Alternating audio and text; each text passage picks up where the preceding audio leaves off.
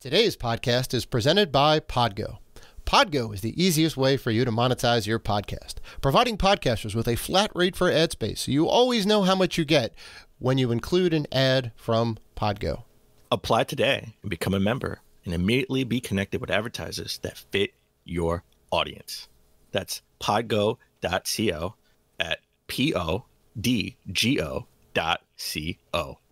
And be sure to add our podcast in the How Did You Hear About Podgo section of the application. Ideals like peace, freedom, and justice, they get packed up, but we can all go home. Well, I'm not going home. I'm gonna get on my boat, and I'm going upriver, and I'm going to kick that son of a bitch bison's ass so hard that the next bison wannabe is gonna feel it. Now, who wants to go home and who wants to go with me?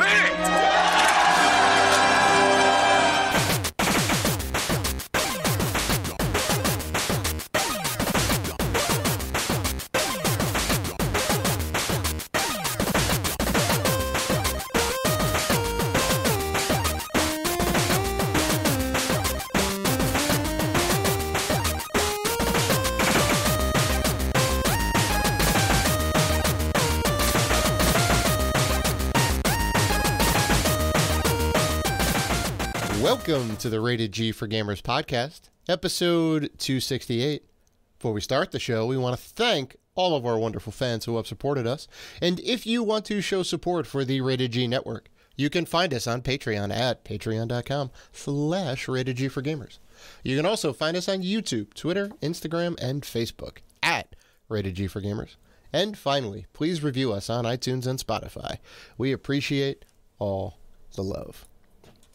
Also, we have a special limited time giveaway of Assassin's Creed Valhalla for the Xbox One/Series X. One physical copy will be given to one lucky winner. So head on over to our Facebook, our Twitter, YouTube, or Instagram, like this post or video, and leave a comment and tell us which Assassin's Creed game is your favorite and why. Note that you can enter once per episode and once per social media service. This contest is open to U.S. residents only, and good luck to all who enter. I'm your host, Dave Rotino, and this is my co-host, Dan, the podcaster formerly known as Classic Robinson. What's going on, man? I got some news, Dan. I finished. Okay. Oh yeah, wait. Let me guess. You finally have come to the light, and you've seen that Super Mario Brothers World is the best game of all time. In an alternate dimension, sure. Okay, I'll take that. So basically, there's a Dave out there in some other dimension that's like super awesome. Okay, like he's like super. He's awesome. He's smart. He knows video games. He knows everything. Okay, got it. I'm referencing the MCU, by the way, which was my segue into I finished the latest in the MCU saga, the Falcon and Winter Soldier 6 or 7 part series. I did not catch it. No spoilers. I will be not. Renewing. I will be renewing my Disney Plus subscription as soon as they have another TV show or two that comes out, so I can binge watch. Oh no, I take that back. I will be renewing my Disney Plus subscription in the fall when the Mandalorian season 3 comes back. Yes. Right. When they have the non-Gina Carano version come out, right? Because I got to write her out now. So. All right. Well, you got Wanda. I got WandaVision. Right. Yeah. Falcon and Winter Soldier. Right. Even though I got it spoiled for me because you go on the internet and all you see is the picture. Yep. I won't say it. Okay. I wonder what bit got spoiled. Yeah, please don't, because there's a lot of people who probably haven't seen it yet. But well, I mean, come on. I mean, the picture from the last episode.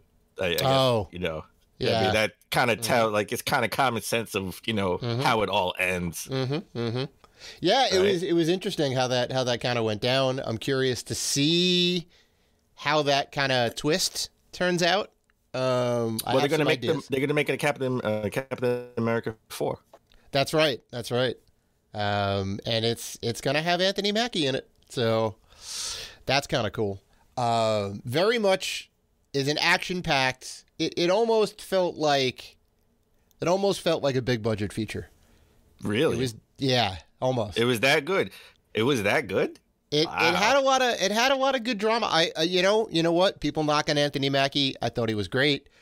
Come on, that's the Hurt Locker guy. You can't knock Anthony. Oh, I know. Hurt Locker was a great movie, but he's no. Come on, his name is Clarence from 8 Mile. He's no Robert Downey Jr. All right, I'm just saying he ain't no Iron Man. I know, but he's Clarence. I know. He's good. He was great. The guy who played Bucky Barnes, I forget his name. Come on, he was Tupac in the Biggie movie. Yes. He has range. He has range. I'm not saying he did. I'm saying I liked him in the Falcon and Winter Soldier. It was good. And it was great to see Elaine from Seinfeld pop up in a cameo. Julia Louis-Dreyfus appears in this. Oh, really? Appears in this wow. series. I would have never thought a cast member from Seinfeld would be part of the MCU. But I'm not gonna lie. I was so confused. I didn't watch anything. Mm-hmm. But again, when I got to do research for the show, it's kind of hard not to come, see. Yeah. See things. You're gonna get in that. Yeah. And I'm like, why is everybody mad at? Oh, there's a new Captain America. Like, is this guy replacing Chris Evans in the MCU? Everyone's pissed. Right. And then I kind of figured out what that was, and he's not like really replacing Captain America technically. Like he's not. Well, you'll see how it plays out on the show. Yeah. You'll see how it plays out.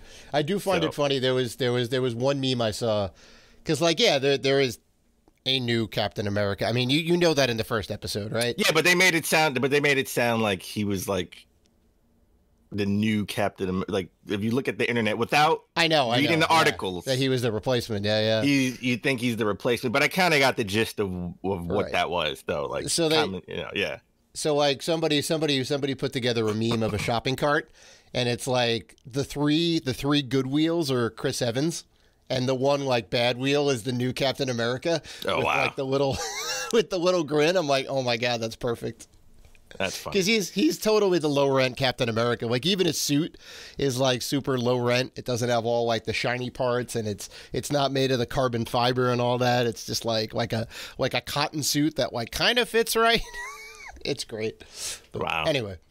Okay. Oh well. All right. This I got for all the collectors out there. I got to say this. Mm-hmm. Right now, Balan Wonderworld is discounted. Mm-hmm. Right, like if you go to Amazon, you go to GameStop. I think Best Buy only has it for $10 off, but Amazon, GameStop, it's $20 off. So it went from $60 to $40, and we don't know if they had a big print run with this game. So I would say go out and get it. Saying this could be a hidden gem and possibly a good investment is what you're saying. No, not saying it's a hidden gem. Because this game, by all accounts, not great. Not great. Well, at least it's $60. Not great. Mm-hmm. It could be $20 or $30. Great, right? I think it's about a $20 game. Yeah. So because it tries to be Mario Odyssey and fails. Really, I thought it tried to be Nights and Dreams. Well, it was made by the guy who made Nights, but I know nothing about this game. I did not. I mean, I saw. Yeah, it's Well, whatever we saw at like E3. Did it come out at E3? It did, yeah. I think so. Yeah. Yeah. Well, that's the only thing I saw. I don't know anything about this game. You essentially possess monsters, just like the Cap in really? Odyssey. Yeah. Oh, the Cap sounds awesome. Yeah, in theory it does. And if the execution is good, you get Odyssey. If the execution's not good, you get Balan Wonderworld. Okay. Oh. Well, now actually, I mean, I ordered my copy. $20 off. I could do $60. I wasn't gonna. Everybody universally hit this game. I mean, they got like a 5. So I would say try it. I mean, you got a copy coming your way. So, well, you know what? It could be our half game of the year. It could be your half game of the year. You never know. Never know. I mean, we got 5 games apiece. It's coming up in a month or 2. Who knows? Maybe it'll sneak in. Are you going to get Resident Evil 8? Oh, 100%. Yeah. Okay. I'm waiting on the Series X demo to come out. I think tomorrow. out? Or today? Maybe it's today. Is today the first? I forget. It is. It's out today. Oh, I'm a download it after this episode, and I'm gonna go take it for a spin. I could have played it on the PS4, but I wanted the next gen visuals, so I said I'm gonna wait. I'll wait the week. So, now to add to rectify some of the confusion from the past two demos, you have a week to use your hour of in-game time. That's pretty good. Well, that's because, I mean, let's put it in context. The first demo was only, well, not the first demo, but the first recent demo, I should say. Yeah. You get to play in the village, which you had 30 minutes. Right. And then you get to play, and in the second demo, you get to play in the castle, which was 30 minutes. Right. Now you have the village and the castle, and you have an hour. So it's you're not really gaining anything extra. Well, no. I was just saying you have a week. You do. You have a week. Yeah, you have a week to use that in-game time. Like, I wouldn't care if it was a half an hour. I don't want to be like, well, you can only do it between 1 and 5 a.m. on the first full moon of spring. It's like, ugh. Come on, every game does that. The first full moon, you gotta have that demo. The restrictions were crazy, like at least like a couple days, right? More than like a night. But yeah. All right. Yeah. I'm gonna get it. All right, let's kick the show off. We have an awesome show this week. All right, we're gonna talk about the PlayStation State of Play that just came out, or as I call it, the PlayStation State of Play Mini, because that's exactly what it was. Yeah. And also we're gonna talk, is GameStop starting to price match other outlets? Well, we'll discuss that, at the end of the show. But let's begin with also collectors. If you're a big collector, Limited Run has now just announced that they will be doing a Castlevania Anniversary Collection physical edition May 14th. Pre-orders go up May 14th. I am jumping all in. Remember, they showed this at E3 last year, and they finally come. It took almost a year. And pre-orders are finally here. I forgot that they were doing it. I mean, granted, last year was crazy with the zombie outbreak, so which is why it probably got delayed, right? Yeah. They probably wanted to do it a little bit sooner. Yeah. So funny that I think in the time, right? Because I think also last year Konami showed Rogue Corps. So in the time from last year till now, Konami and Limited Run both put out the same amount of Konami games each. Oh, wait, you mean Contra Rogue Corps? That was like 2 years ago. Oh, it's 2 years ago. So Limited Run has put out more games than Konami has since the last E3.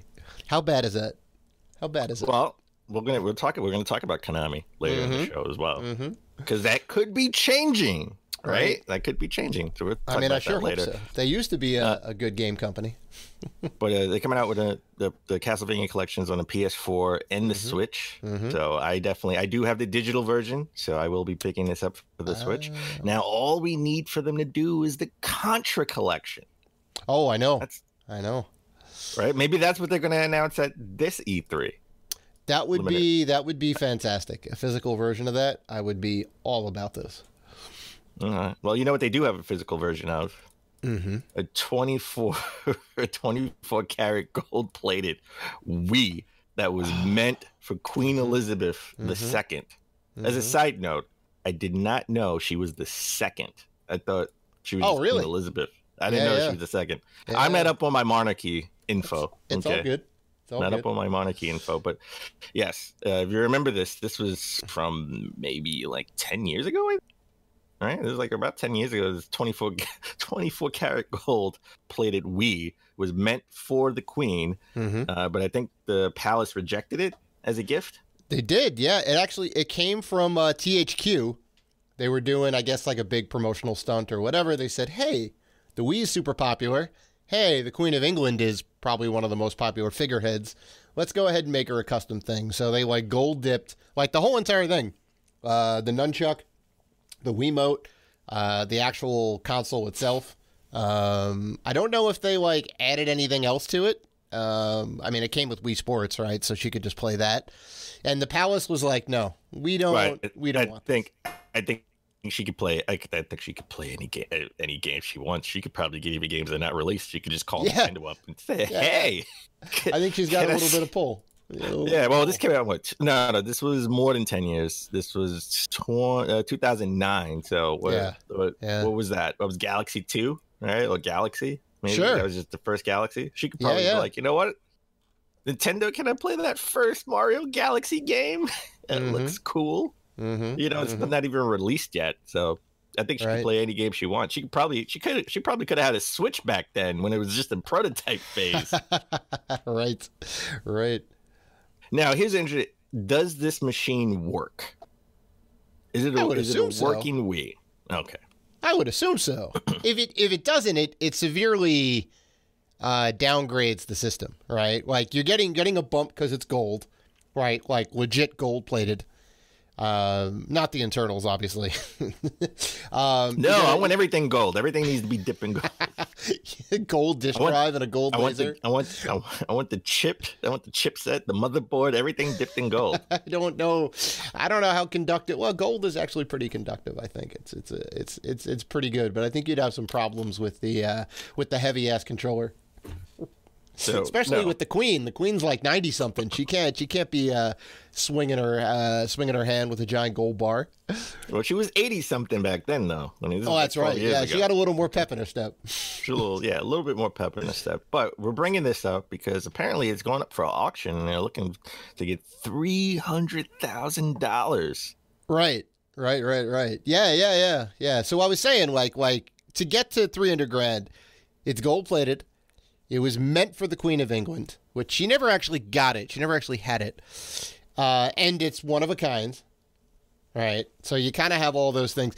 And we're going to assume that it works. So, like, those four things together, I guess, get you to $300K? Well, listen, and it's worth... If someone pays $300,000 for this, which I'm sure there's some rich guy somewhere in the world that says, you know what? That's pennies for me. Here, take it. You want some Saudi oil tycoon who likes to play video games and is like, I'll take it. This is a cool party favor at one of my clubs. You know, party favor. What are you giving them out to all the guests? Yeah, one special guest when George Clooney comes. Oh my God. Or it would be a showpiece. Or when the prince comes over, you know, him and his wife. We'll just, you know, here. This is meant for your mom, but you can have it. This is meant for your grandma, but you can have it.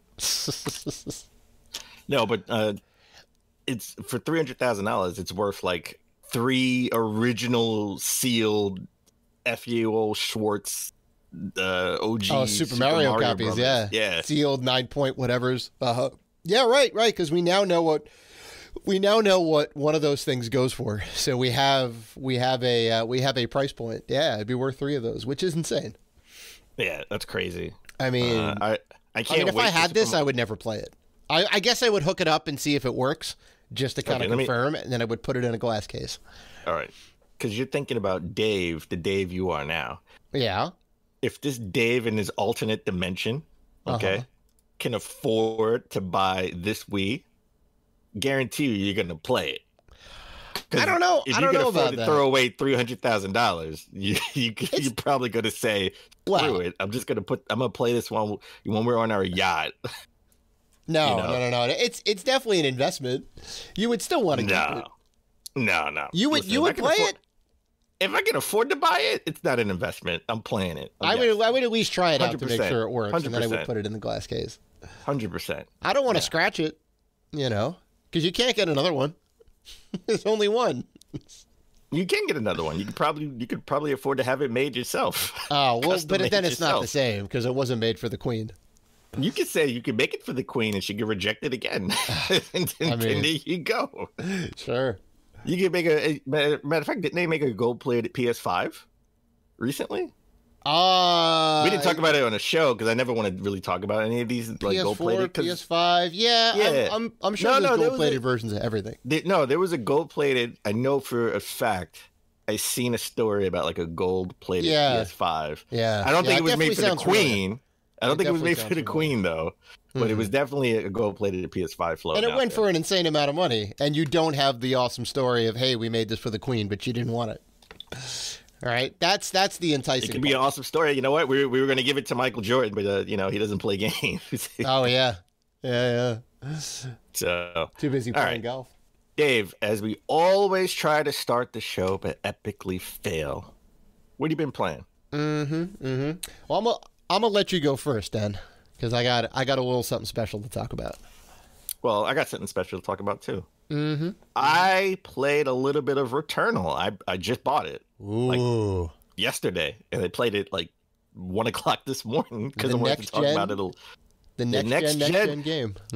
I got it. Okay, so it's from Housemarque, and it's a PS5 exclusive. These guys made Resogun, right? Like, and was it Matterfall? I think it was Matterfall. Sort of in the same, it's sort of have like some of the same assets and sound effects, but totally two totally different games. And this is the third game that's totally different too, right? Right. Third person roguelike shooter. I don't care what anybody says. People said that, this isn't like a next gen visuals, but this game is beautiful. This game is. I think that I was just last night. I'm just sitting here like stunned, like how beautiful this game is. I mean, it's dark and gritty. Don't get me wrong. Yeah, it's not bright. it's not bright and rosy and sunshine, but the colors that do come out pop. So I love the visuals of this game. It's definitely a beautiful game. It feels next gen. Yeah. Well, the controller. If it's like in certain spots it's raining and you could feel the rain in your hand. Oh, nice. That's awesome. And I'm like, what's that noise? Right? I'm like, what's that noise? Why am I feeling this? And I get undercover and where it's not raining, and then I don't feel it anymore. I was like, oh, that's the rain. Oh, okay, nice. That's cool. Nice. Okay. So I'm really digging that. Again, I think the DualSense just it's so subtle that it fits, right? Like it's next gen and it just feels right. Like I can't imagine going back. Right. To not having something like this, right? So, with that said, this game is beautiful, uses the DualSense, but this game is hard as F. It's hard. It's tough. Yeah, I mean it's a roguelike, right? It is, and you can get lost, okay, because you have to find keys in certain areas, and to progress. I love it uses the triggers too, to adapt the triggers. So if you can't shoot anymore, it's like it's not going down. And then certain weapons, when you upgrade certain weapons, you don't just push down all the way. You have to hold it slightly and then use the trigger.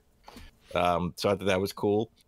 Listen, depending on when you upgrade, I mean, my last playthrough, my gun sucked. Okay, it's like I had to try to charge gun. And your charge gun doesn't work when you have 5 enemies surrounding you. I don't have time to charge. I got to just shoot. Right. And then I can't hit. And then I was in one of the levels. I got like 5 enemies surrounding me, and it's like lava all around with platforms. So I keep jumping, and I got to charge my weapon. And if I fall, I die. The good thing is if you fall off a platform like into like sort of like a lava pit, it doesn't kill you like where you have to restart the level. It puts you back in the same spot, but it takes like a quarter of your life away. Oh shoot. So that's a good thing. So if you accidentally fall, you don't have to restart the level. Right. But if you fall like 3 or 4 times, then you're it's dead. Game over. Yeah, then it's dead. Yeah. Huh. And the game technically doesn't start until you die the first time. Oh, yeah. That's interesting. That's interesting because I know you're not going to make it. Because my first playthrough, I was doing it. I mean, I played the game for about maybe 90 minutes. And my first playthrough, I went straight in, I want to say a good 45 minutes, didn't die. And I was like, I got this. And then, I hit that boss level. No. Yep. No, it was no, I couldn't beat him at all. And then that's when, Returnal, the game starts, and I was like, wow, 45 minutes in. Nice. And now I'm hitting the intro screen. It's like Returnal. And I was like, oh, that's awesome. And then after that, I kept dying like every 5 minutes. Yeah, they're like, no, that was just the easy. That was a tease. Right? Yeah, that was a tease. Yeah, you're waiting in the kiddie pool, and then they're like, here we go. So I do listen. I like the game. I'm gonna go back to it. I thought I wouldn't like this game at all because there's two things going for it that I'm not into. It's dark and spooky, and it's roguelike. Those are the two things I don't like. Well, right. Do you get to keep anything between the runs? Your weapons and all that stuff? No. Nothing.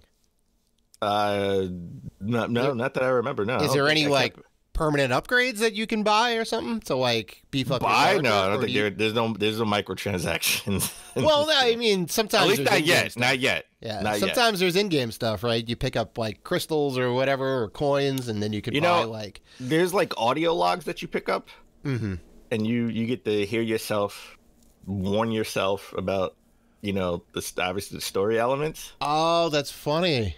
So that's really how the story progresses. Where you get like, I haven't hit a cutscene because I didn't beat the level. The cutscenes come after you beat the level, I'm assuming. But I found at least like 3 or 4 audio logs that was like, wow, this is me talking, warning myself about the world. And I was like, wow, okay, that's interesting. Cool. So, but it moves. It's fluid movement. It feels good. It's fast paced. It's not a cover shooter. It's not like Gears of War. You're moving. You have to move, and you gotta. I love the fact that you could jump and boost because you're gonna need it because you're gonna be running away, shooting, running away, shooting, running away, a lot in this game because in certain like I hit that last level, they were nonstop. Like it was like so many little enemies coming around. And just like any other Housemarque game, when they shoot, they're not shooting like one projectile; they're shooting 10 at the same time, and they're all shooting, right?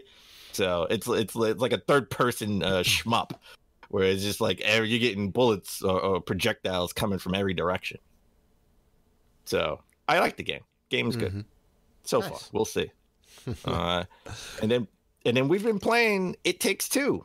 I bought it for the Xbox. That's right. The new game from Joseph Fares, creator of Brothers and A Way Out, which we beat.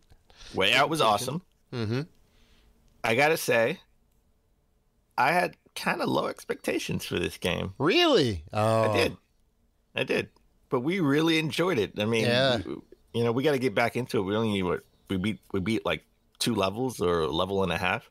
Yeah, about that. And it's about 9 chapters, and each chapter is about an hour to 90 minutes long. So I enjoyed it. I love the aesthetic. I love the world. I mean, we're like little dolls shrunken into this fantasy realistic world. We're like it's crazy. I know nothing about the story. Yeah, same. I just knew it was a couple trying to work together, which goes in the name. It Takes Two, but you're apparently trying to save your marriage, right? Your kid's like, I want mom and dad to stay together, and then somehow you turn into these dolls, and you're like, all right, you gotta cooperate to make it through. It's a bonding thing, but it's wild because you're like super tiny. You're like this big. We're a doll. You're like the size of Link. Yeah. Yeah.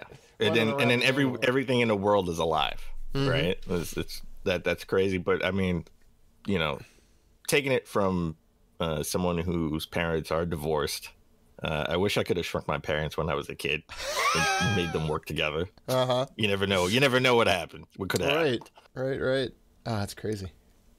Yeah, it's great. Okay. That's great. All right. So, what have you been playing? Well, besides the It Takes Two, Pac-Man 99 on the Switch still. I still haven't played it. I still haven't downloaded it. You got to download it. Just download it and try it out. It's fun. Yeah. I mean, I don't know how much staying power it's going to have necessarily, but I'm having a good time with it.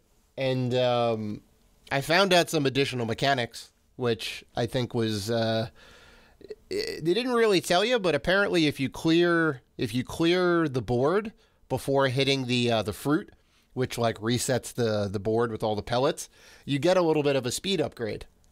I think every time you clear the board. So it's worthwhile to clear all the dots out, right? So it adds a little bit of extra strategy.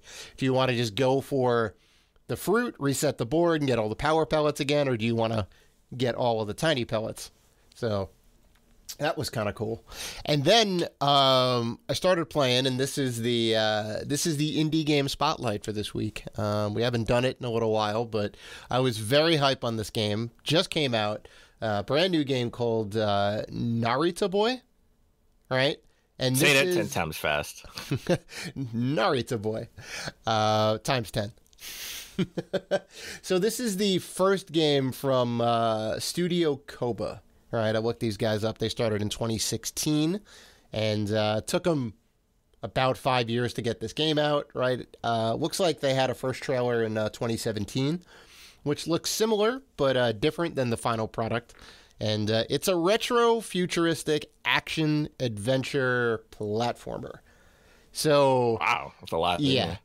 So the way the story goes is, and you kind of see this, I think, in the beginning via like it looks like a Tron game.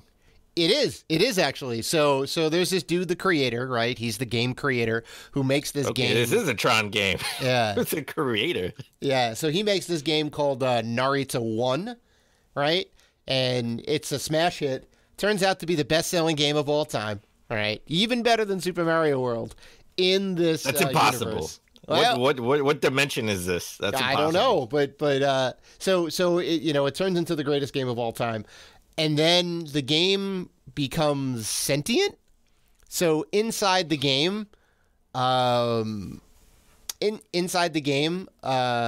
there's like some program code and whatever that becomes sentient. It all right. So it's Terminator meets Tron. Okay. Yeah, kind of, and they basically enact the Narita Boy protocol, which activates you as the main character inside the game, and the game world and reality like fuse together. So like you see cutscenes of the creator and you see visions of the creator inside the game world. And everyone inside the game world is like, you have to save the game world because of reasons, right? So you go on this adventure, and it's all like tech themed and like TV themed. It's really cool. It's okay. Really cool. I was very high in it. Soundtrack's great, visuals are great. Right, talking about that cyberpunk aesthetic. Where did you play it? To a T. What's up? Where did you play it? I played it on the Series X because it's part of the Games Pass. So you can just. That means I got to download it now. You do. You should. Yeah. Tight controls, right? Definitely good. You get a lot of moves as you go through, so it's got a little bit of that Metroidvania style to it, right? You get new moves, that unlocks new things, which is kind of cool. World building is very good. There's a lot of like techno speak and whatnot, but it's pretty cool. Like it's pretty believable for what it is. The only thing. Well, one of the only things that kind of stinks about it is there's no mini-map. Oh, you gotta, come on. Didn't we learn something from the original Metroid? We gotta have some type of mini-map to see where we're going. So you can get lost. I get lost all the time. It's hard to know where to go. Even though the visuals are really cool, they're not necessarily that distinct enough. Sometimes it's hard to tell which is a door, which isn't a door, which is a platform, which isn't a platform. So I gotta give them some knocks against that. And I guess like the final thing I would say, which is, I mean, it's fine for me because it doesn't really bother me, but there is a hella ton of flashing lights. Seizure warning, hardcore. So if you have any issues with that, or it gives you headaches or whatever, lots of bright lights and flashing and whatnot, do not play this game because I don't think there's any way to really tone that down. As long as it's not a roguelike. It's not. No. I'll try it. It has a. But the map is important. Yeah. The map is important though. Yeah, you have to really pay attention. Like they give you you can hit the back button and it gives you what all your current tasks are. So you know what to do, just not necessarily how to get there. I just need a note. I need a tracing pad and a pencil, and I can draw my own map, just like Metroid. They actually tell you that in the game. There is. I was joking. Wait, no. Joking. There is 100% a point in the game. Like one of the characters in the world is like telling you a thing that helps you get into the next area. And I was just joking. That wasn't reality. I don't want to actually. Well, there you go. There you go. The game world and reality are fusing together. Right? Oh my God, no. Yeah, they actually tell you may want to write this down with a pencil and paper. All right. I kid you not. I don't know about this game now. We'll see. I'll try it out. It's good. It's good. You got to give it a spin. You got to give it a spin. I'm definitely loving it. I'm gonna try and beat it. I'm in the yellow section. There's like 3 main sections: red, blue, and colors. Yellow. Now it's colors, just like red, blue, and yellow. Just like Gris. Yeah. Different, but yeah. Okay. All right. So on that note, let's take a break, and when we come back, we'll get into the top gaming news of last week. Hey, this is Matt Adler, freelance journalist for IGN, and you're listening to Rated G for Gamers podcast.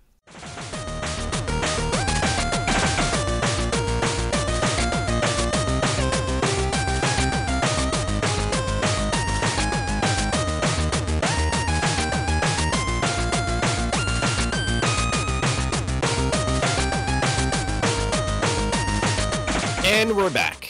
All right, let's get into the top gaming news of last week. Let's start with our lead story, the PlayStation State of Play Mini, as I call it, because it definitely was a mini. The mini is the important part. Yeah. It wasn't really a state of play. It was just a Ratchet and Clank Rift Apart Showcase. Showcase. That's what it really was. Yeah. I mean, we got it's fine. They showed Among Us. Right, that's still coming to that's coming to the PlayStation. Right, they showed like 30 seconds of that. That's coming to PlayStation. They showed Subnautica. I forgot the subtitle, but it's the sequel to Subnautica. Yeah. I think Sea Below or something along those lines. Yeah. So we got like maybe 60 seconds of that, and then that was it. We got Ratchet and Clank Rift Apart. It looked awesome. I was already sold. This is what some people say the first official game of next gen, right? Like, it looks the part. And it looks the part. It looks the part. I like, listen, I like Ratchet and Clank. I have every game in the main series in the collection behind me. Yeah, so, I think I do too, or just about. I may not have like the PS Vita version or whatever. Well, I'm missing. The only game that I think I'm missing is they had like a game that wasn't like a Ratchet and Clank. I think it was like a turn-based it wasn't a shoot 'em up. It was like I think it was like a turn-based game for the PS3. Was it Secret Agent Clank? No, that's okay. No, that was the PSP game. Yeah, okay. I can't think of the name. I can't think. We talked about it a couple of shows ago, but I don't. Well, I think we talked about it on Saturday Morning Retro. I think. I don't have that game, but now I have to have that game. Now I got to go find it. You got to get it. And go get it. But it's not cheap. It's like $40-$50. Yeah. So that's not too bad.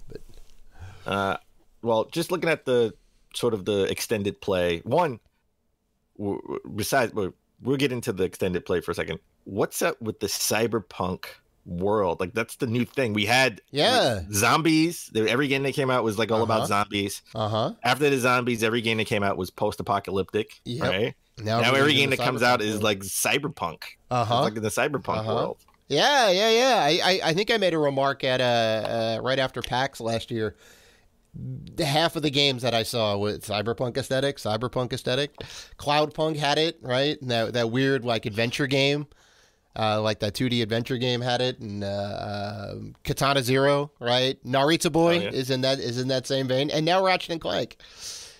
But it's one of the best representations, I think. Like it looked amazing. It looked amazing. So Clank isn't with Ratchet, and Ratchet has to find Clank, right? And he's with he's with another protagonist. And I think you get to play. I don't think it's you get to choose. If you want to play as Ratchet or Rivet. The Rivet is the female version, yeah. Right? But I think it's like certain sections to progress the story. You're playing as Ratchet, right?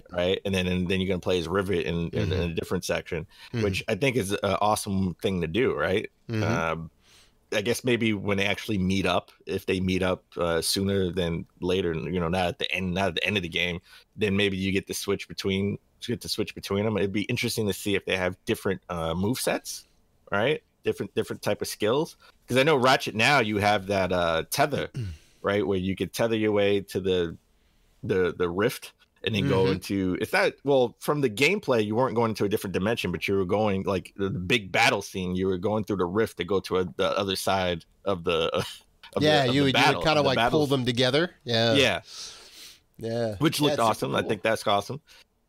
You don't float, because we have Clank. You have the helicopter, and you could sort of like float or boost your way up in the air. But now you have like automatic boost, like you jump and then you boost forward, which is cool. I like that. So I'm looking forward to this game. This game looks awesome. I wonder if it's like regular Ratchet and Clank games aren't really open world.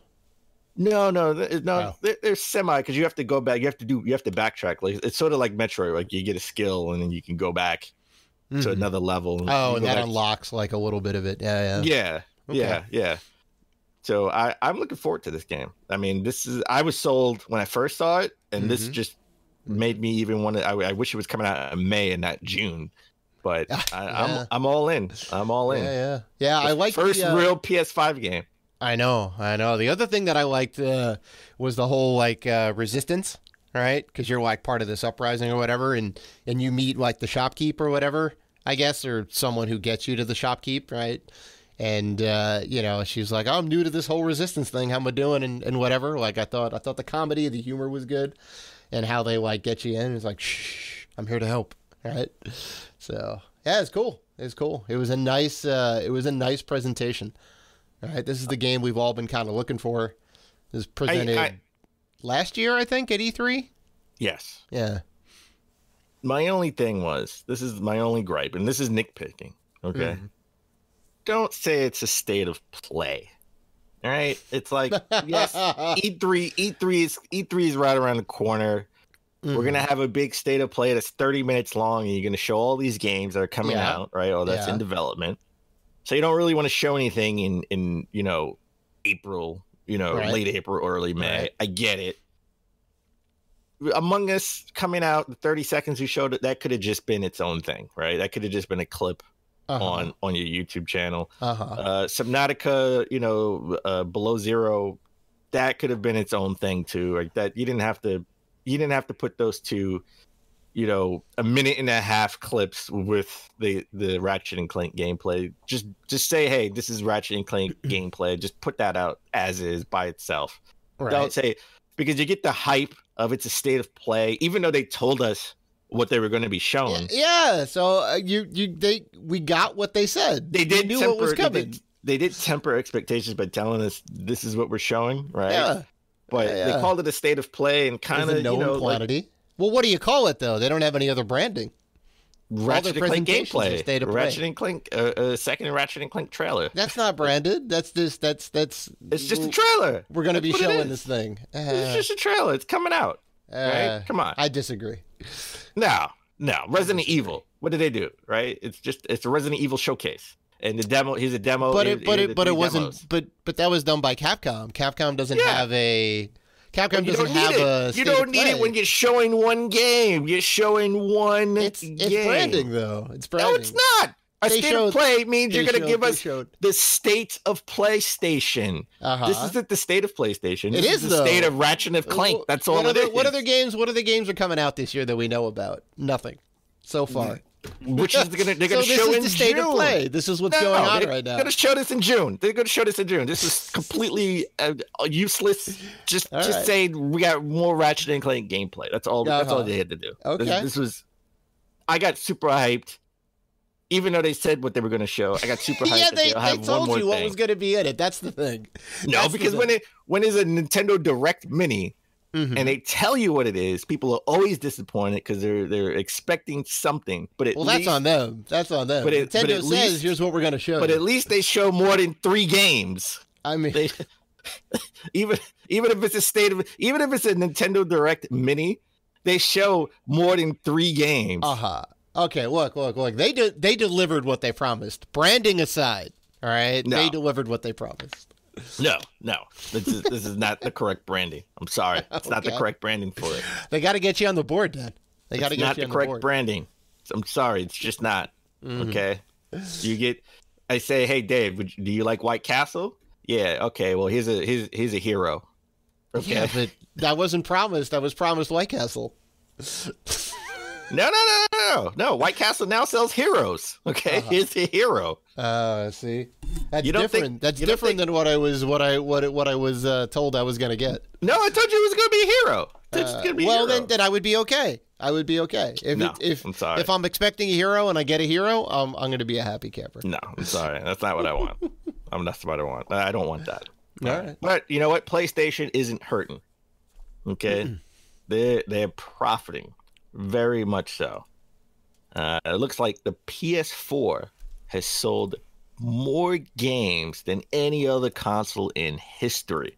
Think about that. That's crazy. Think about that. History. That's crazy. The PS4 has sold $1.57 billion worth of games. Now, compare that to the previous champion, the PS2, also a feather in Sony's cap, 1.537 billion, right? 1.537 billion, right? Well, you know what? I got to be honest. insane. You know what this says to me? I'm more impressed with the PS2. You know why? Because the PS4, they've sold that many games, physical and digital, right? Like a lot of those sales are digital. The PS2, you couldn't download any games. You had to buy the software physically, 100% of the time. That's right. Yeah, there was no digital store yet. There was no digital store. So I think, me personally, I'm a little bit more impressed with the PS2 with these numbers, because I mean, somebody was gonna, with the digital age coming, obviously someone was, because it's easier to buy games, right? Somebody was gonna surpass the PS2 number. But that's crazy. They took this long. Like the PS3, the Xbox, any of the Nintendo systems, nobody passed. It took the PS4 to pass it, which kind of makes sense because it's the second highest selling console of all time, right? Behind the PS2 unit sold. So right. So PlayStation 4 is in the top 5. It's number 4 out of the best-selling consoles. PS2's top of the heap. DS. Well, no one counts the handhelds. The home consoles is the second best. Well, I'm just, system is system. If you're including home and like handheld stuff, it's still pretty. Well, then if that's the case, let's count cell phone games, because cell phones. Because I mean, play games on my cell phone. We could if we had those numbers. If we had those numbers. Let's see how many iPhones were sold. Well, I don't know, but no, the PS4 is the second console. The second best home console of all time, right? So Sony takes those 2 top spots, which is crazy. It's pretty solid. All right, and I wonder what the next home console numbers are. Game sales after that, right? Is it Nintendo, right? Is it on the N64, the GameCube, the Wii? Maybe it's the Wii. Maybe it's the Wii. Definitely not the N64. I mean, it could be the Wii. It could be definitely. the Wii. They didn't have enough games. 263, I think, North American releases. Yeah. Or no, 293. I would say the Wii. I would say the Wii would be a best bet for that. Yeah, the Wii is probably up there. Which I think the Wii is like number 5 in terms of console sales. So.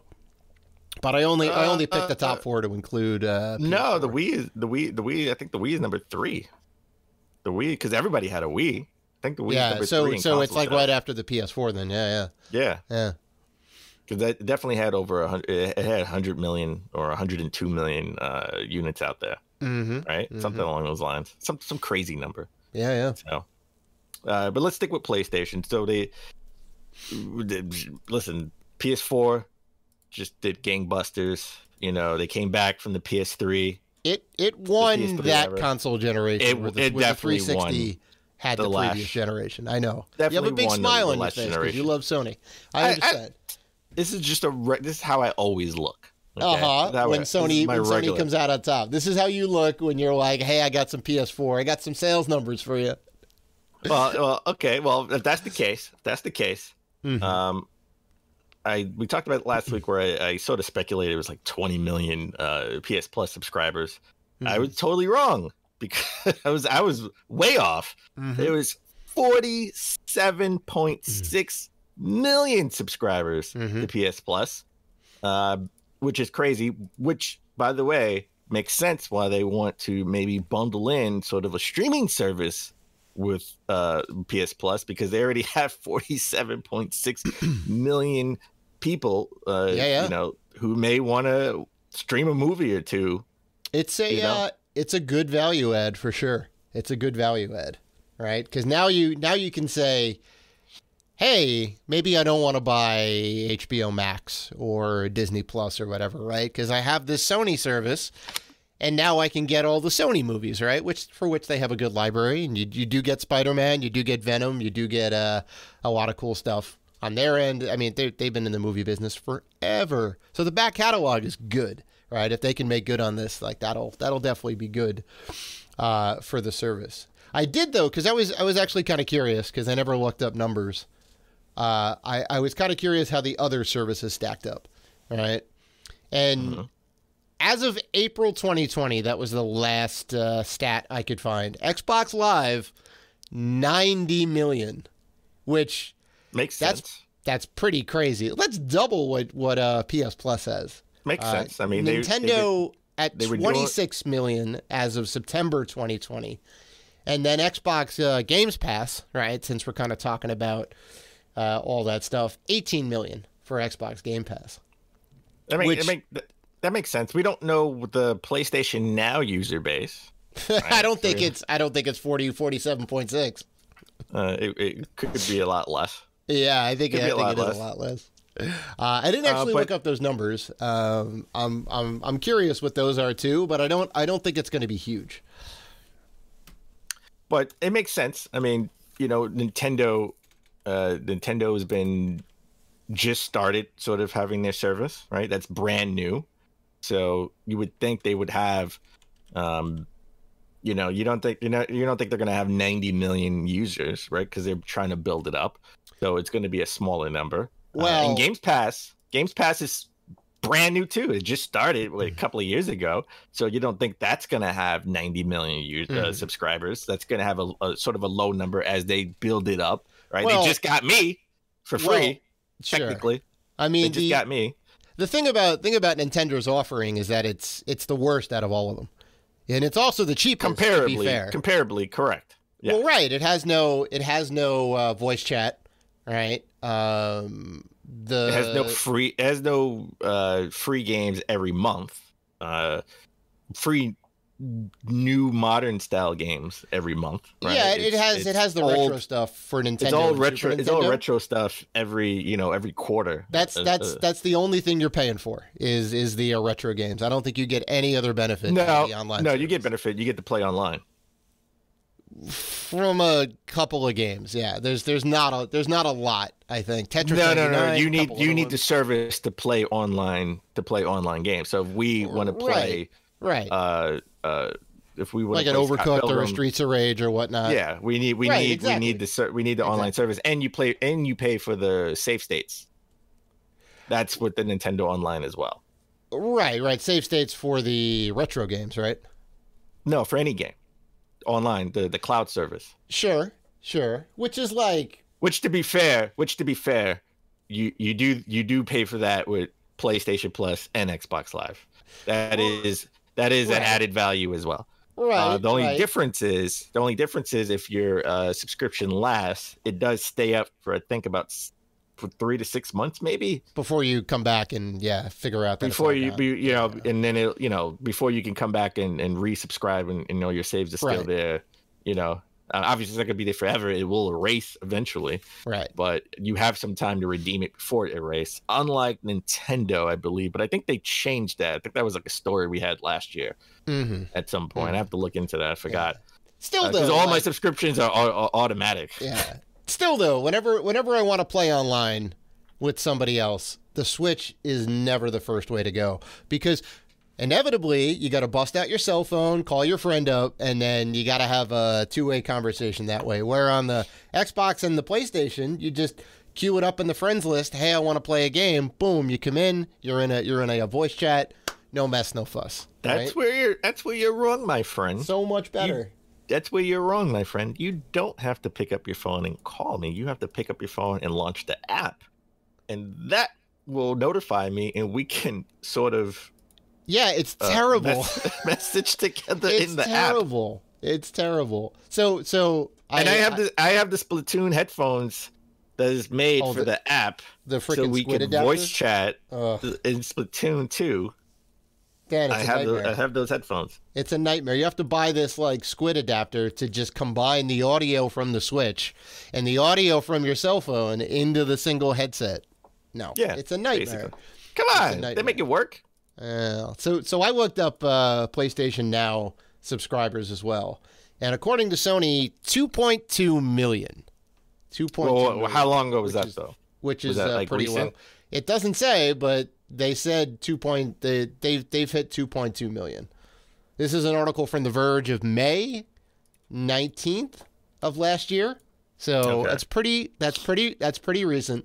That's a pretty recent comparative to it'd be Game Pass. it'd be interesting to hear what that number would be now because of the pandemic, right? Like, because that's the only way you can have backwards compatibility with on the PS4 at least with like PS1, PS2 games. Right. So, well, I think all of these numbers have gone up because of the pandemic. 100%. Oh yeah, 100%. I think 100%. It has risen all ships, right? The tide in this case, the zombie apocalypse, has risen all these online services, right? So Netflix and Hulu and everything else, like everyone's like, I don't know what to do. Well, you can get a a la carte streaming service, right? And like, here you go. Like, Xbox Live allows you to play games online. Xbox Games Pass is a ton of free games that you can play for $15 a month, which is great. PlayStation Now and a similar thing. PS Plus with the free games that you can get. So it makes sense. These numbers look so good across the board. I'm still impressed by Xbox. I'm sorry, 90 million. That's insane. Well, they better be 90 million. They've been doing it a lot longer. Million. It's been 20 years. Million. Think about it. Think about how old you are. Mm-hmm. Xbox Live is about 20 years old. It launched in 2002. I actually got I got a demo kit from Electronics Boutique because nobody else had an Xbox, and my boss came back from a meeting and he had a ton of games, and I got the Xbox Live kit with the headset and a year free and a copy of Unreal Championship because nobody else had an Xbox because nobody wanted it. And I had it because I wanted Jet Set, and I'm like, hey, can I have this thing? And they're like, yeah, here you go, you can have it. So I've been a subscriber even before it launched. I was there since the beginning. It didn't really pick up steam till the 360 though, to be fair. I know, but still, it's been around for 20 years. Think about it has. forward thinking for Microsoft, right? Yeah. So that's awesome. Mm-hmm. I remember I've had it not since I want to say 2003. Mm-hmm. 2003, but I don't even use that username anymore. So it doesn't say that, like, as a matter of fact, I've had 3 different usernames for because I shared the same username with my cousin back in the day. Right. Yeah, I've always remembered you as Classic though. I'll say that. No, yeah, I was all business something, and then I was Dan used to be all business. Now I forgot. I used to be all business. Now I'm mostly business and games. I play games. Mm-hmm.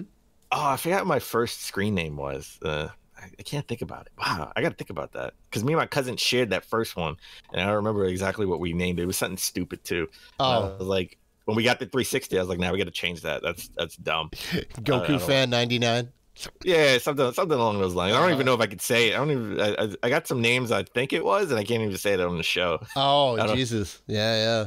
Try not to hit that R rating. Mm-hmm. Back when they weren't monitoring the names like that, because they had a big like, you need to change your name now because we're not allowing these specific words. It was like fist in your mouth or something. I don't know, something.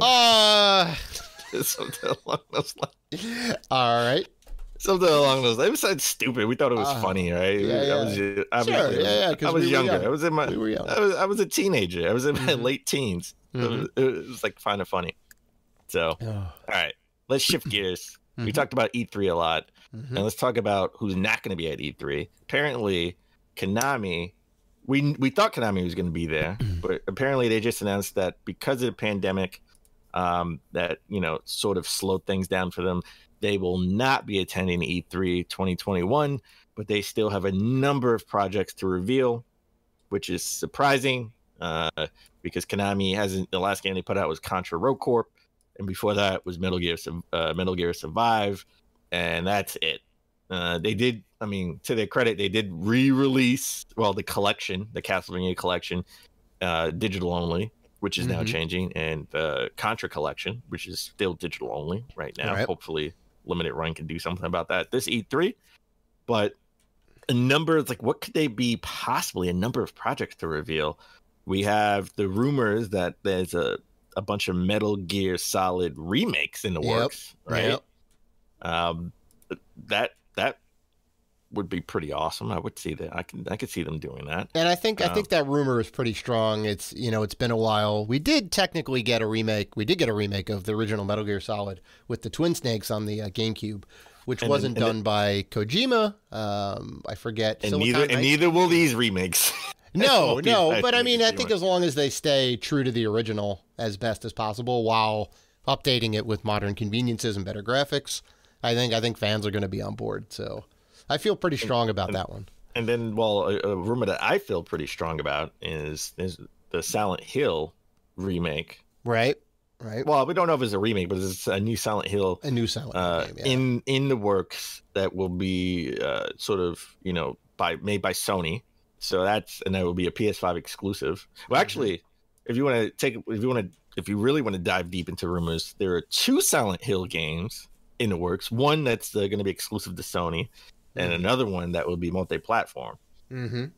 So that's that. I think those are strong rumors, right? So that's something that they could sort of have a mic drop at E3. But I don't think Konami right now is strong enough to have their own E3. Like these games, no. Like if there's a Metal Gear Solid remake, that's going to be at an Xbox or a Sony, a PlayStation event. Definitely Silent Hill. Oh, and I think there was a rumor that there's a Castlevania game in the works as well, right? We talked about it last week. That's going to be a PlayStation exclusive. PlayStation is really going all big on exclusives, right? Right. So, but if they're making the game, then that makes sense. If they're one of their studios. So it's all of that and Gradius, I think, are probably their big 4, right? Silent Hill, Castlevania, Metal Gear, and Gradius, I think, are like their big 4 properties, right? I guess Bomberman now too. They have that. I don't know. Bomberman, Super Bomberman R came out. I know, and it was terrible. Years ago. I think it was terrible. It got like a solid 7. Yeah, it was 7. It wasn't terrible. It was okay. I liked it.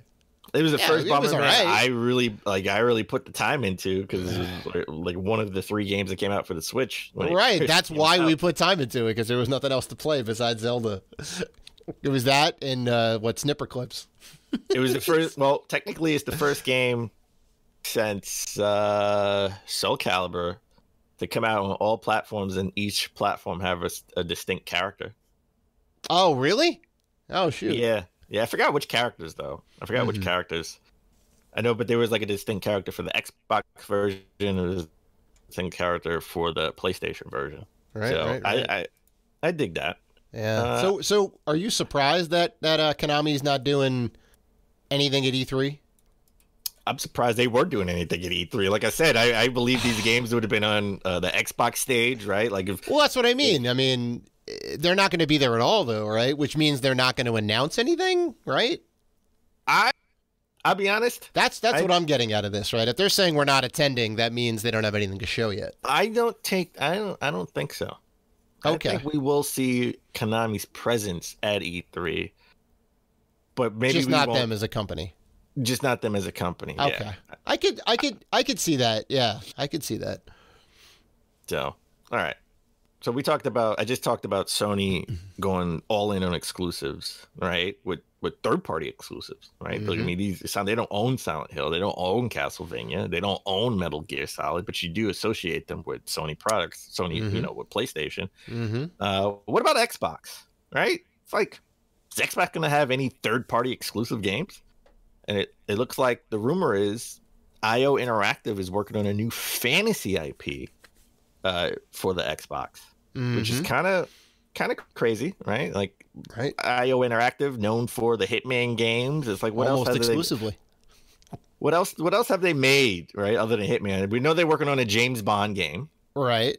Which could be super cool, especially given their Hitman pedigree, right? Their thousands of Hitman games. They made Kane and Lynch. They made Kane and Lynch. They did make Kane and Lynch. That's right. Mini Ninjas. Okay. I remember the Mini Ninjas because I have that for the Wii. Came out on all platforms though. Yeah, that yeah, I think they also made Freedom Fighters.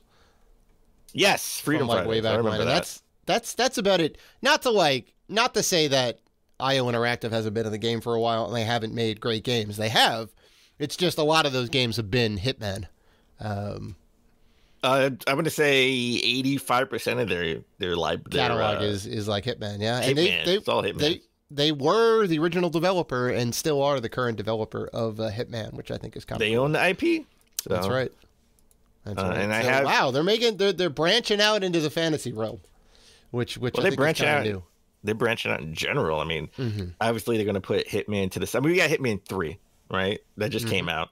Yep. So we got the trilogy, right? The new trilogy. They're going to put that to the side. They're going to make a James Bond game, and they're working on fantasy IP to diversify their portfolio. Now that they're sort of on their own and they don't have the backing of a big publisher behind them, right? Like, you know, well, they're not part of a big group anymore. They're on their own. They're essentially sort of like an indie studio, kind of, right? Right. So that makes sense. They want to diversify the portfolio because, you know, having too many Hitman games would get stale. Right. I think they put it down for a little while, which is why they did Mini Ninjas and did Freedom Fighters, right? And having that epic the way it was when it first came out, the new Hitman games, it was sort of episodic. I don't think that really panned out well for them. I know I wasn't big on that. I just waited for all the games to be out already on disc. Right. Yeah. So, but that's not the only rumor. I love this time. I sort of love this time of year because I'm clamoring for E3. Like I want E3 to be here. It's just around the corner. So we know we're not going to get any news. And we're not going to get any real news in March, April, and May because E3 is right around the corner. Everybody's trying to hold everything close to the vest. But this is where we get all the rumors, right? And it looks like Mortal Kombat Studio NetherRealm is making a Marvel fighting game. That's ridiculous and awesome. I would have never even thought to have that as sort of like a prediction. It's blasphemous, Dan. I'm sorry. It's blasphemous. The only company that can make Marvel fighting games is Capcom. Oh, come on. Don't you want a realistic style Marvel fighting game? I mean, it could be interesting for sure to see like dark and gritty Iron Man, dark and gritty Spider-Man, you know. But so it was interesting because I was looking at this news, and NetherRealm known for the Mortal Kombat series, right? That's kind of where they cut their teeth, and also Injustice, right? And the crossovers there and all that, very much the same kind of dark and brooding. But that, like the DC game Injustice that came out went along with the dark and brooding DC universe. It coincided with the movies, right? The movies aren't bright. The movies aren't colorful. The movies are a little more dour, right? The Marvel side of things, right now. No offense to DC. The stories are kind of, Superman. Superman has to be the bad guy, right? Like he's just too powerful to be a good guy. Like who could be Superman, right? So. Superman is like the stories are so like Superman kills the Joker and because the Joker made him kill Lois Lane. It's like kind of like something you'll never get in a Marvel game. Right, exactly. And Disney, like Iron Man is never gonna kill Pepper by accident. No, he's not gonna let off an optic blast or whatever, or a pin missile and oops. Even in the Marvel, even in the Avengers game where the ship accidentally blew up and it blew up San Francisco, right? Like it didn't kill any of your major characters that you felt like, oh my god, this person is dead. right? Yeah, it's like so Disney owns Marvel and the MCU and all that stuff now. I don't see them going with this dark route. Like even when you look at Marvel Infinite, right? There was some meddling in the character roster, right? There was no X-Men, no Fantastic Four, right? They excised like Wolverine, who's been there from the beginning. I mean, they had reasons. They retconned anything that they didn't own movie-wise because they didn't want. I mean, even the comics, they broke up the X-Men in the comics, right? And they weren't putting out any more Fantastic Four comics, right? And because they don't want to make those IPs popular in other genres for people to clamor for a movie that they can't make. Well, that's true too. That's true too. That's true too. But I'm just making the point that Disney's like, okay, no, we're gonna do it like this, and we're gonna cut out fan favorites, and that's just how it's gonna be.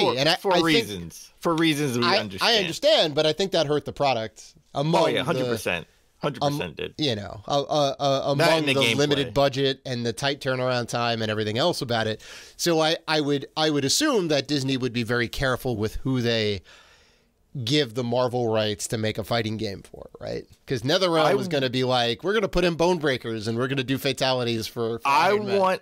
I want Marvel versus DC. That's what I want. That's what everybody wants is clamoring for, right? Marvel versus DC. That would be awesome. That'd be like the Street Fighter versus Mortal Kombat matchup of the century, right? People definitely want it. I want to play Batman versus Iron Man, but I think this could work, but you need the right characters. Spider-Man can't be in this game at all. I'm sorry, he just can't. It just doesn't. It doesn't work. I don't want to see a realistic Spider-Man get a spear through him from Scorpion. Right? That can't work. But you can have Ghost Rider. That works in a realistic setting. Sure. You can have Iron Man. Right. I mean, what's the Mortal Kombat character off the top of my head? I can't think of it. The robot Mortal Kombat, the cyborg Mortal Kombat characters. Oh, well, there's the Cyrax and Sector are the big ones. Yeah. Right. Yeah. If you have Cyrax, I guess there's Cyber Smoke too. So in Cyber Smoke, you can have Iron Man. Right, because that's their cybernetic. Iron Man is just cybernetic. So you want to make it work theme wise, yeah? Okay. Yeah, you could do that, and then you could do the X-Men movie characters, right? Sort of that style, the black Wolverine suit, right? The black Cyclops suit. That works. I can see that happen. You can't have every character. You got to have certain characters that fit. Right, I just can't see Professor X versus Superman. That's just like an unfair battle. I mean, he would have to take over his mind. I don't want to see that. That doesn't make any sense to me. But I can see sort of like Green Lantern versus Ghost Rider. That makes sense. Throwing the Wu-Tang Clan too. Yeah. Well, we're gonna bring back the Wu-Tang Clan fighting game, Marvel, DC, and Mortal Kombat all together. That works. I want to see the RZA. I want to see the RZA versus Sub-Zero. Right. So the other wrinkle in this is so we knew that Capcom was working on Street Fighter 6, right? That's still coming out. But there were also the strong rumors are that they're working on Capcom 6 and Marvel versus Capcom 4, right? And Street Fighter. Well, 6. Marvel versus Capcom 5, I guess, because Infinite was technically 4. If you count it in the series like that. I don't think they count it in the series. I think all the chatter I've heard or seen on Reddit and the internet, it's Marvel vs. Capcom 4. Wow, they're not going to even acknowledge Infinite with a number in the series. Interesting. So that's the other wrinkle, right? Are they going to let two competing fighting games from the same source come out and be competition with each other, right? Because I think people are going to take up sides. They're going to go, I want this one and not this one. I don't know if a lot of people are going to buy both and play both. They need to be 2 years apart. They need to be 2 years apart. I say we get one of the games now and another game in 2023. I think you kind of have to, otherwise you kind of dip into the profits one way or the other. Well, in this world that we live in with DLC and microtransactions, it's like, the game comes out now, but it's not indicative of how the game is going to be 2 years from now when they added like 7, 8 more characters, right? You want Mm-hmm. to, you know, here's another Marvel pack with another five different characters, and then we have the Ultimate Edition 3 or 4 years later with Right. everybody on the disc, right? So I think the games need to be at least 2 years apart. Mm-hmm.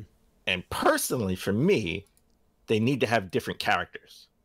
I could see Avengers and ancillary characters like Ghost Rider or Fantastic Four in the realistic Mortal Kombat style game, and then you have the more bright X-Men, Spider-Man in the Street Fighter style game, Marvel versus Capcom. So I could see that would work for me personally. And then if that goes well later on, you put out the sequel with more characters, right? Because what's going to entice you? I mean, if it goes well, how can you make the sequel better, right? You don't give everybody from a business. Now I'm talking from a business standpoint instead of a fan standpoint. As a fan standpoint, I want Marvel versus Mortal Kombat versus DC Ultimate with all the characters all in there from day one, game one. But if you're going to make a sequel, if it goes successful, you got to hold some characters back and add them in later on. Of course. What's the big reveal for part 2? Yeah. What makes part 2 different? You know. So I could see that happening, and I want to see that. I actually want to. Now I'm interested to seeing a realistic. Just don't make it Street Fighter the movie, the game. No. All right. And in our final story, we have to talk about GameStop. I've been on my GameStop hunt. Do we have to talk about GameStop? Yes, I've been on my GameStop hunt for the last, 3-4 months. I've been going to different GameStops for every 3 days. I find a different GameStop and I just go travel and see what they got because I want PS3 and 360 and DS or 3DS games. Yeah, because they still got them. While they're still out in the wild. Sometimes. Yes, because you will get Barbie's Playhorse for DS for $4 now before it's $400 later. So I'm trying to boost the collection while brick and mortar stores still exist, right? Because I would be able to tell my grandkids we actually walked in the store to buy stuff when I was young. Oh my God, I know. Back when we had physical plastic. Yeah. But it looks like GameStop is doing something they should have been doing in the first place, to be honest. Like, I'm surprised. I never thought about this, and I'm surprised that it took them this long to do it, but they're now going to start. This comes from Wario64, by the way, reputable leaker. Right? Yeah, he's the king, man. He's the king. So I'm going to take this. I'm going to take this serious. He's saying that they're reportedly going to start price matching competitors in store. Sure. So places like Amazon, Walmart, Best Buy, right? Big retail competitors. You're bringing an ad, and they will price match it as long as it's still on sale. They bundles, special editions, all of that. They're going to price match. They do specify that marketplace stuff doesn't count, right? So there's an Amazon marketplace where there's third-party sellers and all that. Obviously, that doesn't count because that's not dictated by Amazon. Other people set those prices. Same thing with Walmart's got their secondhand marketplace, right? So the third-party sellers, that they're not going to match. But this is more Target, Best Buy, other brick and mortar stores. I would assume. No. It excludes bundles. Excludes bundles. Oh, okay. Yeah. But like standard, you get a copy of Madden. It's on sale for $30. As long as it's still on sale, they'll match it for you. Oh, I'm like, listen, Balan on Wonderworld now is $20, okay, and not $39.99. Will you give me $20 off so I can just buy it here? Yeah. Listen, the problem with GameStop is they won't think outside the box. Okay, I know they want to start their retro stores. And, I know they already started their retro stores, but I don't think they go far enough with that. The retro stores should sell retro games in store as well as have the retro themed, big CRT TVs where you can play retro games. Sure. They should sell retro games, have knowledgeable staff about retro games so they don't take in fakes. People just trying to get over. Yeah. you on your flagship stores, you need to change the appearance completely. It needs to look like an Apple store or a Microsoft store. I mean, right? it needs to look engaging. It's definitely not a place where you want to go to like hang and shop for games. When are they going to implement this Surface tablet to take over the register so they could look more like an Apple store? Feel like an Apple store, not look like App Store, where you could just purchase it right there, with the salesperson. When is that going to happen? With that, they announced that last year, and I still don't see that. They need to diversify their stores and have like a VR store where you get VR experiences, and even like a barcade. Barcade should be owned by GameStop. I'm sorry, like that's where you get your adults. All right, you get your adult gamers with your pinball games and your arcade machines. I mean, it's a proven model that works, right? People want to drink and play Dig Dug, right, for quarters at a time, and then you have me in the ecosystem, right? You can use your GameStop points at all these places. You can use your points to get free VR experiences. I can use my points, maybe not to get free liquor. That probably doesn't work out. Economically, but I can use it to play free games in the arcade where I get tokens or quarters or whatever, right? And GameStop just needs to diversify their portfolio and think outside the box. They can do other things. And you know what, GameStop, you're welcome. They're looking to hire these CEOs. They're looking to change the CEO already, right? In the summertime, because he's leaving with a golden parachute. By the way, he's getting a big payout. He's getting a big payout, and they're looking to replace him with other CEOs that want to do the same thing. Traditional. They need to hire me. And I could save them and make them profitable. Well, I mean, what you're basically proposing is turning them into an experience as opposed to a actual retailer, right? Yes, because the barcade is an experience, right? You're not walking out with anything, right? I mean, you're drinking beer and you're depositing it right back in the right back in the bathroom. You're playing the video game and you're wasting quarters, right? So it's all you're not getting any physical product out of that. The reason is Sony put out their sort of their profit, right? There was like I hate business meetings because that's where certain things get leaked and we don't know if that's true or not. They have to talk to investors and try to keep investor confidence levels high. But they put out sort of their profits, and they said that 33% of their profits, I think it was from last year, came from sales, right? Came from digital sales, and only 5% came from physical sales. Now, I think that number is skewed a little bit because people couldn't go out to actually buy games because they were stuck in the house. Right. But it definitely got a spike for sure. Yeah, it definitely. But that is sort of the future. It is trending upward. That's inevitable. There's no way around it. Yeah. Right. And we're kind of speculating on ways, and obviously GameStop is actively trying to stem the all digital future or figure out a way to capitalize on the all digital future. Right. Experiences could be a way to do that. It's a big pivot, right? Because it would include more than just like a retro themed store, which is technically still themed around product. Right. You can have all the CRTs you want. At the end of the day, you need people to walk out with retro games. Right. Yes. So it's still kind of relying on the product, and it's relying on the nostalgia and the whatever. And you can do that.